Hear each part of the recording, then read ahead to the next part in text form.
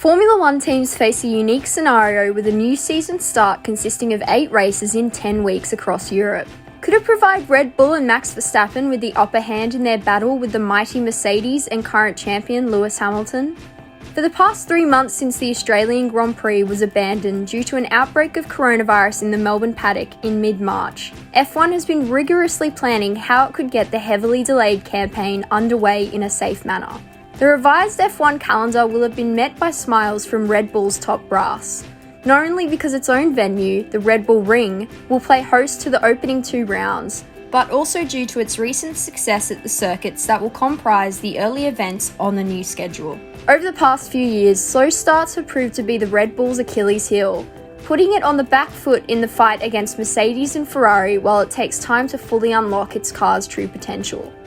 Red Bull tends to make significant gains as the year progresses, highlighted by its end-of-season performance in 2019, where at times it had the fastest overall package. After the success of what team principal Christian Horner labelled as a transitional 2019 season, in which Red Bull claims 3 victories, 2 pole positions, and a 3rd place in the Constructors' Championship, the team is confident it can push onto the table a sustained title charge in 2021. The impressive gains made by Honda on both the performance and reliability side will only add to the optimism, while the ever-improving Max Verstappen seems readier than ever to fight for titles. While the timesheets from winter testing must be taken with an air of caution, it is the only parameter available to provide a glimpse of the potential pecking order ahead of the forthcoming campaign. And throughout the 6 days of running in Barcelona, Red Bull appeared closer to Mercedes than Ferrari did.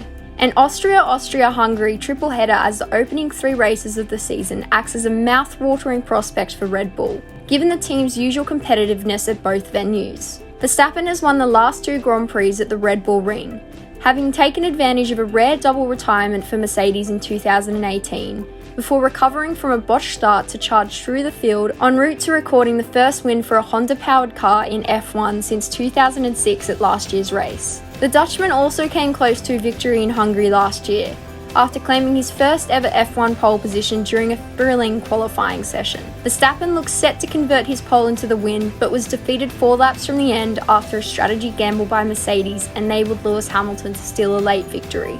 Not only does Red Bull's package work particularly well around the tight and twisty Red Bull Ring and Hungaroring, high temperatures usually seen in Austria and Hungary during the summer months have caused Mercedes performance-related issues in the past, though it appeared to get on top of its cooling headaches last season. Thanks to Honda's continued progress, qualifying gains were made for Red Bull in 2019 too.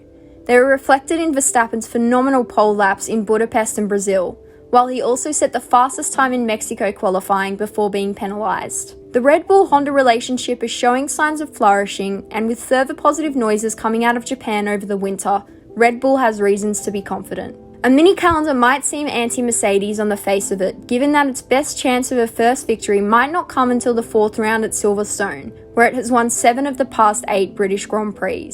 2 races at Silverstone would provide Mercedes a chance to hit back if it did find itself on the back foot, while Spain's Circuit de Barcelona Catalunya has also been a happy hunting ground for the Silver Arrows in the V6 hybrid era, 2016 aside.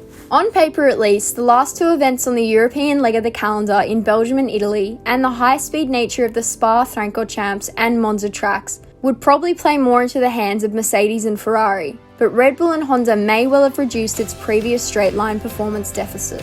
While Ferrari might have squandered early championship advantages to Mercedes in recent seasons, Red Bull's streak of 4 successive world championships between 2010 and 2013 suggests that when in title contention, its sleek operation does not usually crack under the pressure. With a formidable Verstappen spearheading its attack, it is hard to see where fault lines could emerge. Of course, the remainder of the calendar is yet to be established, and those circuits may play back into Mercedes' hands. It is also worth noting that Hamilton has a tendency to turn it up a notch in the second half of campaigns, with an unparalleled streak of supreme form. But Verstappen and Red Bull could certainly turn up the heat on the Mercedes-Hamilton juggernaut by winning the opening 3 races, a feat not achieved by a non-Mercedes car in the past 6 years. The exact competitiveness of each team remains to be seen, and there are a number of variables to play out, but the prospect of a 3-team battle for supremacy in the title race is an enticing one to get excited about, especially when considering the unprecedented nature of the 2020 season. If it can finally make a fast start to the season, Red Bull might just have its best chance of genuinely challenging for silverware for the first time since the end of 2013. Do you think Max Verstappen will be the man to beat once we return to racing? Could this be Red Bull's year to shine? Let us know in the comments below, and don't forget to like and subscribe to Crash for more motorsport content.